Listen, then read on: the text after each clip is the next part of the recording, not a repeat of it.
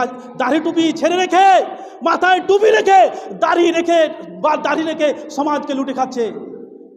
মাদ্রাসা মসজিদের টাকাকে লুটে খেয়ে নিচ্ছে।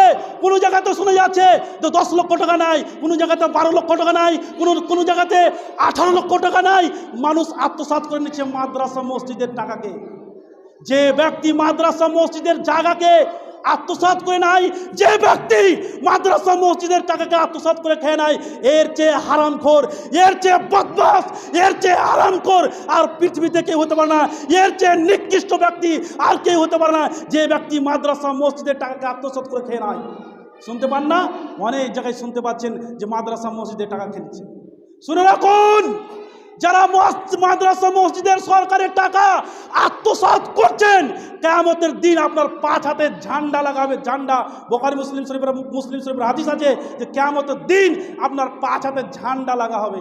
আমি সেদিকে যাচ্ছি না, আমি বলতে যাচ্ছিলাম, যদি এই পৃথিবীর বুকে আপনি বাটপারি হারামখোরি করে মাদ্রাসা মসজিদের টাকাকে ভক্ষণ করে যদি আপনি এই দুনিয়া থেকে বিদায় হয়ে যান, কিয়ামতের দিন আপনার হালাত হয়ে যাবে, কিয়ামতের দিন আপনার হালাত খারাপ হয়ে যাবে।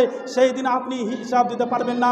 আপনি যদি 1000 বার হজ করেন, যতই আপনি ইবাদত করেন, কোনো ব্যক্তি যদি মাদ্রাসা মসজিদের টাকাকে লুটে খেয়ে নেয়, আত্মসাৎ করে নেয়, তা আল্লাহর কাছে 1000 দোয়া করলে, 1000 বার হজ করলেও আল্লাহ সে গুনাহ মাফ করবে না।